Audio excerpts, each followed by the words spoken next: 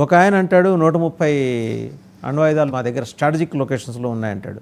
ఆయన చెప్పినా చెప్పకపోయినా అవి స్ట్రాటజిక్ లొకేషన్స్లోనే ఉంటాయి, అవి చిన్నపిల్లలని చెప్తారు. ఇంకొక ఆయన వచ్చి మేము ఆ గగనతలాన్ని మూసేసాం, భారత్ విమానాలు ఇటు నుంచి ఎగరలేవు, వారం రోజుల్లో దుకాణం కట్టేయాల్సిందని.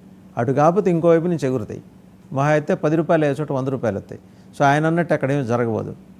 ఇంకో ఒక ఆయన డిఫెన్స్ మినిస్టర్, ఈ దరిద్రం ఈ ఈ దుంపనాశనం వ్యవహారం అంతా మేము 30 ఏళ్ళుగా చేస్తున్నాము, ఇవాళ మాకేం కొత్త కాదు కదా, ఉగ్రవాదులు తయారు చేయడం, సరఫరా చేయడం, శిక్షణ ఇవ్వటం అని ఆయన ఏ ఇన్ఫ్లుయెన్స్లో రాత్రి 8 దాటి ఆయన చెప్పాడో తెలియదు కానీ నిజం చెప్పాడు.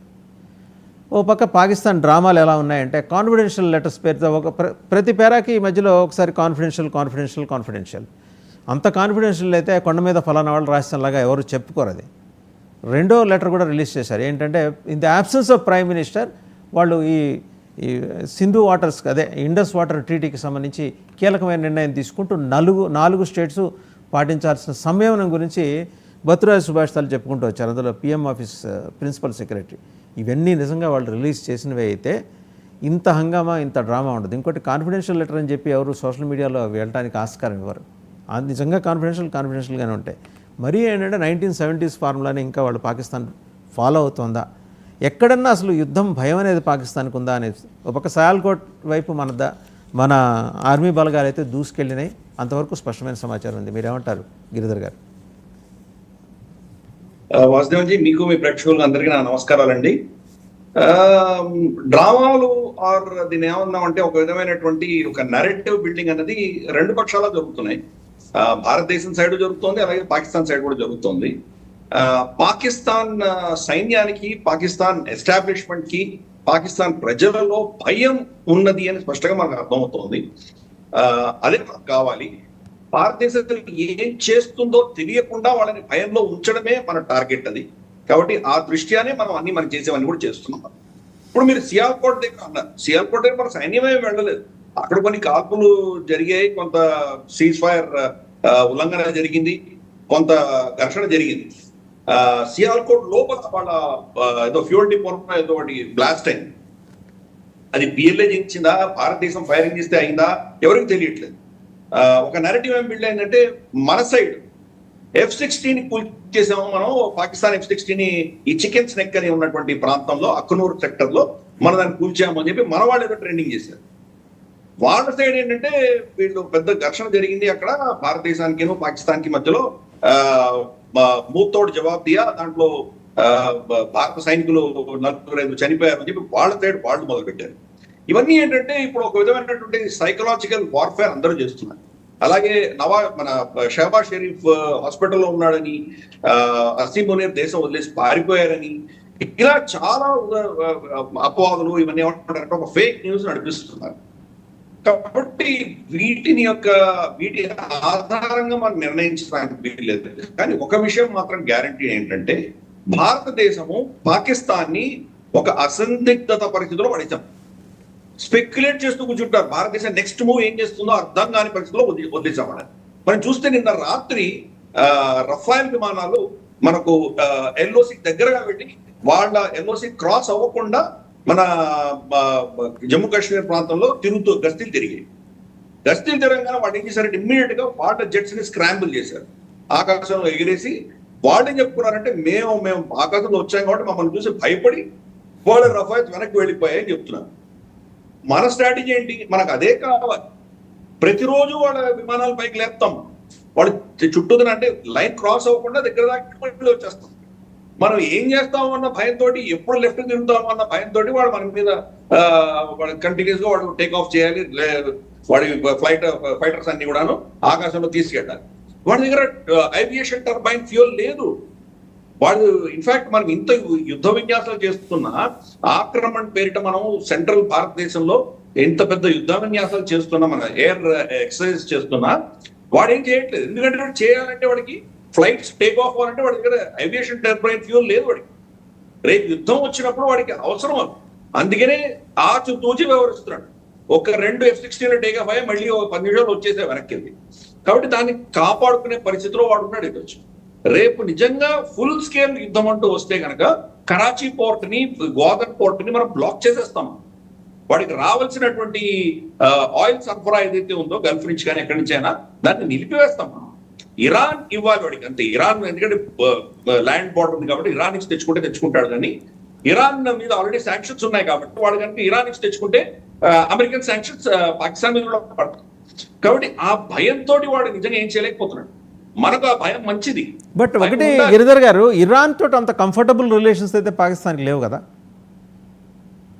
అంటే ఇరాన్ అన్నది ఒక చాలా పెక్యులర్ దేశం. అది షియా, వీళ్ళేమో సున్నీలు పాకిస్తానీలు. వీళ్ళిద్దరి మధ్యలో సున్నీ షియా గొడవలు ఉన్నాయి, బలూచిస్తాన్ గొడవలు ఉన్నాయి. బలూచిస్తాన్ సంబంధించి ఒకరి మీద ఒకరు బాంబులు వేసుకున్నారు, ఒకరినొకరు తిట్టుకుంటారు. బలూచిస్తాన్ నుంచి ఇరాన్ లో వచ్చి వీళ్ళు మమ్మల్ని చంపుతున్నారని ఇరాన్ అంటుంది. లేదు, ఇరాన్ లో ఉన్నటువంటి సిస్టాన్ బలూచిస్తాన్ లో ఉన్న టెర్రరిస్టులు వచ్చి ఇక్కడ మా మీద దాడులు చేస్తున్నారని పాకిస్తాన్ వాళ్ళని బ్లేమ్ చేస్తుంది. ఇద్దరు కొట్టుకుంటారు, కానీ మళ్ళీ తర్వాత ఇద్దరు వచ్చి ఒకరోజు ముద్దు పెట్టుకుంటుంటారు. సో ఇది ఒక పెక్యులర్ సిచ్యుయేషన్ వాళ్ళిద్దరిది. ఆర్టికల్ 370 అధికరణ మనం సవరించిన తర్వాత ఖమెనీ మన ఇరానియన్ లీడర్ ఎవరైతే ఉన్నారో అతను భారతదేశానికి వ్యతిరేకంగా చాలా తీవ్రంగా అతను ట్వీట్లు చేశారు. ఇక్కడ మన కార్గిల్ ప్రాంతంలో కూడా మనకు వ్యతిరేకంగా వాళ్ళ మధ్య ఉద్యమాలు చేయించారు. ఎందుకంటే కార్గిల్ ప్రాంతంలో మనకు షియా మెజారిటీ ఉంటుంది. షియాలందరూ కూడాను ఆయననే వాళ్ళ నేతగా గురువుగా భావిస్తారు కాబట్టి ఖమెనీ ఇన్ఫ్లుయెన్స్ వాళ్ళ మీద ఉంటుంది. కాబట్టి కార్గిల్ ప్రాంతంలో మనకు లదాఖ్ లో ఉన్నటువంటి కార్గిల్ ప్రాంతంలో మనకు వ్యతిరేకంగా చాలా అక్కడ విధమైనటువంటి ర్యాలీ అని చేశారు అప్పట్లో ఆర్టికల్ 370. కాబట్టి ఇరాన్ అన్నది ముస్లిం ఇష్యూ వచ్చేసరికి కొంత పాకిస్తాన్ సైడ్ సపోర్ట్ చేయడం మనం చూసాం గతంలో. కానీ స్ట్రాటజీగా మనకు భారతదేశం కావాలి. ఎందుకంటే మనకు చాబహార్ పోర్ట్ మనం డెవలప్ చేసాం వాటికి. అలాగే మనకు నార్త్ సౌత్ ట్రాన్సిట్ కారిడోర్, అంటే మాస్కో నుంచి ముంబై దాకా మనం రవాణా చేయాలంటే ఇరాన్ మీదుగానే వస్తుంది. ఇరాన్ చాబహార్ కావచ్చు లేదా బందర్ అబ్బాస్ కావచ్చు, దీని గుండా వస్తుంది. క్యాస్పియన్ సీ సముద్రంలో వాళ్ళు వదిలిపెడితే కనుక అది మళ్ళీ ఇక్కడ ఇరాన్ లో పోర్ట్ లో దించుకుని అక్కడి నుంచి ట్రైన్ మార్గంగా ట్రైన్లలో లోడ్ చేసి మన బందర్ అబ్బాస్ కానీ లేదా చాబహార్ లో కానీ వదిలిపెడితే అక్కడి నుంచి మనం తీసుకెళ్తాం. కాబట్టి వాళ్ళకి చాలా కీలకం. అది కనుక భారతదేశం అక్కడ ఇన్వెస్ట్మెంట్స్ చేయకపోతే గతి లేని పరిస్థితిలో 100% వాళ్ళు చైనా మీద డిపెండ్ అవ్వాల్సినటువంటి పరిస్థితి ఇరాన్ది. కాబట్టి చైనా భారతదేశం తప్ప వాళ్ళకు ఈరోజు సపోర్ట్ చేసే వాళ్ళు ఎవరు లేరు. సరే, రష్యా వాళ్ళని సపోర్ట్ చేస్తుంది. రష్యా పరిస్థితి ఏంటో మనకు తెలిసి రష్యా ఉన్నటువంటి పరిస్థితుల్లో వాళ్ళు పెద్దగా వాళ్ళకి సాయం రాకపోవచ్చు. ఏదో మన బాంబు పేలింది వాళ్ళ దీంట్లో పోర్ట్ లో, బాంబు పేరుడికి కావాల్సిన సహాయం రష్యా వచ్చి చేసింది, కానీ ఏదో అటువంటి చేయగలదు. కానీ మేజర్ గా వాళ్ళకి ఇరాన్ కి ఏదైనా ఆర్థికంగా సపోర్ట్ కావాలంటే చైనా భారతదేశం రెండే ఉన్నాయి.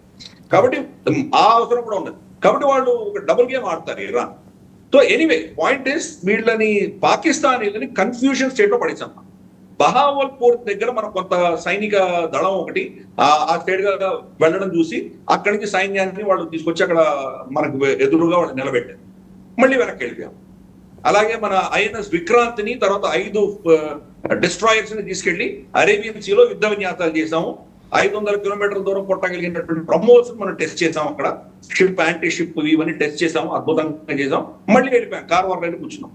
సో వాడికి ఏం అర్థం కావట్లేదు. దగ్గర దాకా వస్తున్నాం వెళ్ళిపోతున్నాం. మనం దగ్గరకు రాగానే తప్పనిసరిగా వాళ్ళు వాళ్ళ సైనిక దళాన్ని కూడా ఆపోజిట్ గా తీసుకురావాల్సిన పరిస్థితి వాడు. సార్, నిన్న మార్నింగ్ గిరిధర్ గారు, నిన్న మార్నింగ్ డాన్ పాకిస్తాన్లో అత్యధిక పాపులారిటీ ఉన్న దినపత్రిక, వాళ్ళు రాసుకుంటూ వస్తారు 80% of the oil reserves have been exhausted in Pakistan, whereas the gas reserves are also were limited to 20%. Is it true, sir?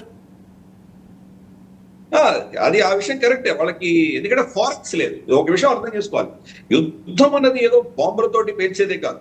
ఒక సైనికుడు గన్ను పట్టుకొని ముందరకు వెళ్ళాడంటే దాని వెనకాల 50-60 మంది సపోర్ట్ స్ట్రక్చర్ ఉంటే కానీ అతను యుద్ధం చేయలేడు.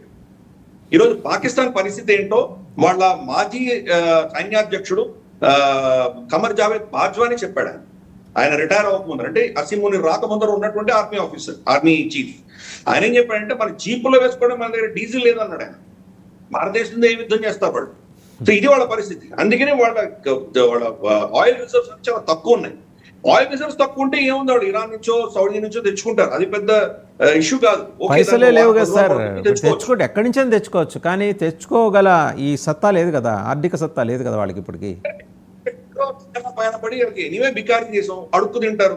ఏదో అడుక్కుంటే కనుక అరే సౌదీ అరేబియానో యూఏఈనో ఎవరో వాళ్ళకి కొంత దానం చేసినా చేయవచ్చు.